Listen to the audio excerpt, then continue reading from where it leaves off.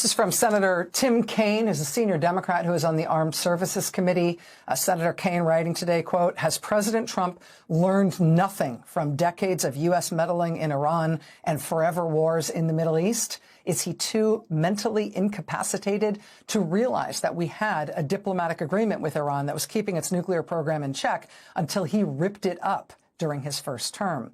Senator Kaine saying today that these strikes on Iran are, quote, a colossal mistake and, quote, a dangerous, unnecessary, and idiotic action.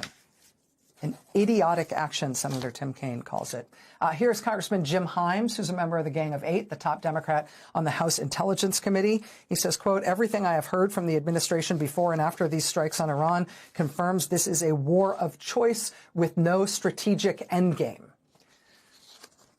It does not appear that Donald Trump has learned the lessons of history. Joining us now is former Deputy National Security Advisor Ben Rhodes. Ben, thank you very much for being with us today for this fast developing story. I really appreciate you making time. Yeah, good to see you, Rachel. Let me just ask your reaction in general. For me, I would put to you specifically the point that the president is explicitly saying this is a regime change war. This is intended to change out the government of the nation of Iran. What's your reaction to what he's done and why he's saying he's doing it? Well, you're exactly right, Rachel. I mean, you and I have been talking about Iran for over 15 years, I think. And this was always the scenario that people were concerned about in terms of where conflict between the United States and Iran could go. This is not a limited strike on nuclear targets. This is not intended to kind of coerce the Iranian government into some negotiation. Trump made clear in his words, and they're making clear in their targets, that this is an effort to remove the Iranian regime. What is astonishing to me is not only is this illegal, but it's totally unnecessary. The Iranian regime posed no greater threat to the United States yesterday than it did 2 years ago or 4 years ago or 5 years ago. If anything, it posed less of a threat and was involved in negotiations on the issue that the United States has always seen as the most important security interest that we have, which is the nuclear program. And absent from that bizarre statement last night, in which he kind of casually referenced the potential deaths of U.S. service members, was any notion of what comes after the regime change. You know, he made a call for the Iranian people to rise up, and then what?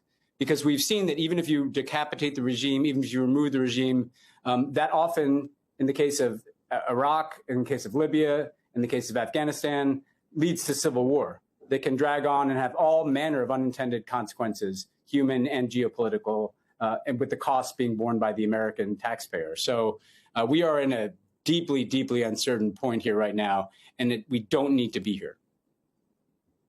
In terms of what might happen next, and if we take the Trump administration, I can't believe I'm saying this, if we take them at their word that they are trying for regime change, I mean, if they were trying to make plausible some sort of populist uprising of the Iranian people to take over their government, to throw out the regime, to confront and defeat the domestic security services, and to displace the Ayatollah and his regime, and to install something totally new, presumably there would have been things that the U.S. and its allies could have done to try to build up the capability of that kind of a domestic populist force. Is there any sign that we've done anything like that to actually support the Iranian people toward the type of regime change they seem to be fantasizing about?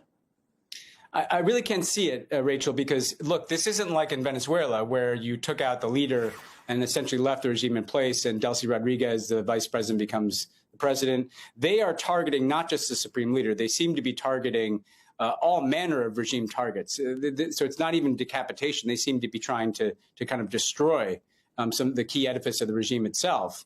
And that leaves a vacuum in place in Iran. Now, inside of Iran, the people that are most heavily armed and therefore prepared to seize some vacuum are the more hardline Revolutionary Guard Corps. If you look at the only potential play that has been made about some future government, it was outside of the country with some of the engagement with Reza Pahlavi, the son of the former Shah of Iran, who has some support outside the country. But if you talk to analysts inside of Iran, the idea that you're just going to re-import the son of the Shah into a country of 93 million people with a deeply ideological and entrenched regime, heavily armed factions, and have some transition to democracy. By the way, with probably no foreign forces on the ground. It doesn't seem like Trump has a lot of appetite for that. I just don't see the plausible scenario where this leads. I mean, I could see a situation where Iran is fighting back, their leaders getting taken out. There's some kind of capitulation, but even in that scenario, you still have the elements of a broken regime and power vacuums in Iran and the potential for violence and civil conflict. There's separatist regions in Iran with ethnic minorities. The country itself could fracture. If you talk to people in the region, one of the things that you hear in terms of concerns is what we're seeing is that Iran will create chaos in the region in its responses, as they've done. But you also hear a concern about a potential fracturing of Iran that leads to significant refugee flows into Afghanistan, Pakistan, Turkey, up into Europe. So there are lots of things that could go wrong here, and it's not clear what the best case scenarios that they're even pointing towards. Right. And when people talk about this blossoming into some sort of region-wide conflict, it's not necessarily that it is a region-wide war. It may be region-wide instability and chaos. And that's part of the reason why. Ben Rhodes, former Deputy National Security Advisor. Ben, I know we're going to be calling on you over the course of the day and into tonight for further advice and analysis on this. It's really grateful. It's really helpful to have you here. Thank you. Thanks, Rachel.